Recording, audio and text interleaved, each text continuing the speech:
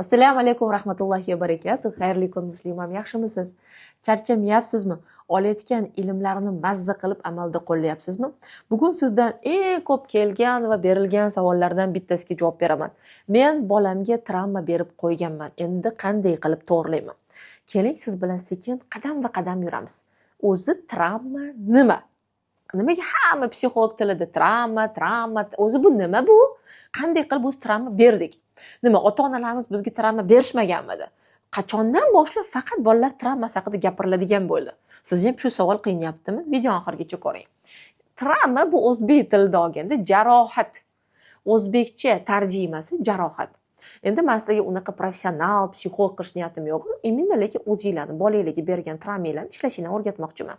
Travma degani bu bir insonni ruhiy, jismoniy rivojlanishida, uni hayotdagi rivojlanishida, to'g'rirog'i, jamiyatda inson bo'lib yetishida siz qo'ygan qandaydir xatti-harakatlar va to'siqlar natijasida u shaxs sifatida yetilishidagi ko'zga tashlanadigan jarohatlar yokida yana ham oddiy qilib aytadigan bo'lsak, siz bergan travma bolani jamiyatda individual tipaj, zo'r shaxs, zo'r bir qandaydir kasb egasi bo'lishda siz bergan to'siq. Mana shunaqa desangiz bo'ladi. Ya'ni to'siq qo'yishingiz, xalaqit berishingiz, mana o'zbekchasiga zo'r top xalaqit berishingiz. Mana bu shu travma desangiz bo'ladi. Endi menga tabiiyki ikkinchi savolingiz tug'iladi. Qaysi ota-ona bolasini dunyoga travma beraman deb olib keladi? G'alati emasmi? To'g'ri. Ota-ona farzandini, ayniqsa ona dunyoga men unga travma beraman, uraman, kaltaylayman deb olib kelmaydi. Bu hammasi ilmsizlik tufayli sodir bo'ladi. Bu jumla sizni dilingizga og'ir botmasin. Buni sharhlashga sizga ozgina to'xtalishga harakat qilaman. Tarbiya bu ilmdir. Bu ilmdir. Tarbiyada biz bolamizga yerda yashash bo'yicha o'rganma, ko'nikmalarni o'rgatib borishimiz majmuasidir.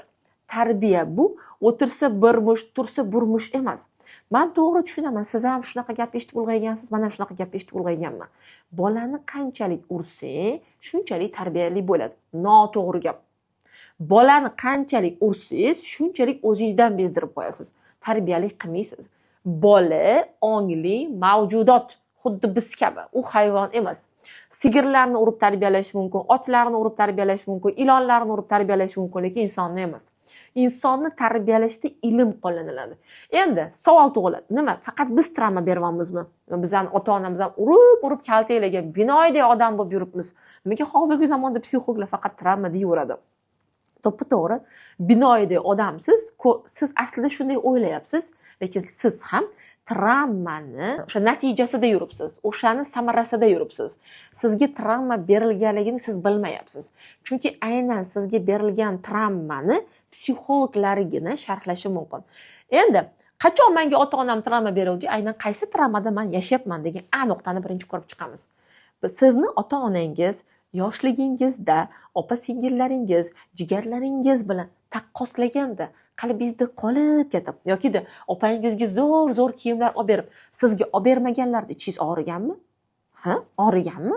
Va siz ulg'aygach qo'lingizga tushgan pulga shopagolik bo'lib, duch kelgan butika bor kiyim ayamasdan olyapsizmi? O'ta travma, bu travma deyiladi. Yokida yana orqaga qaytamiz. Yoshligingizda sizga multik ko'rishga qo'yib berilmagan, erkin vaqt soatlaringiz bo'lmagan, mehnat bilan odam o'lmaydi, mehnat bilan odam o'lmaydi deyilgan va tinimsiz ishlatilingansiz, to'g'rimi? Erkin dam olish soatlaringiz bo'lmagan. Hozir shu travma sizga hozirgi holatini ko'rsataman. Siz ham bolalaringizga xuddi shunday talabchan, me'yordan ortiq bosim beradigan va tozalik jinnisiz. O'zingizni ko'ryapsizmi? Assalomu alaykum. Bor ekanmi travma? Bor ekan. Yana aytaman.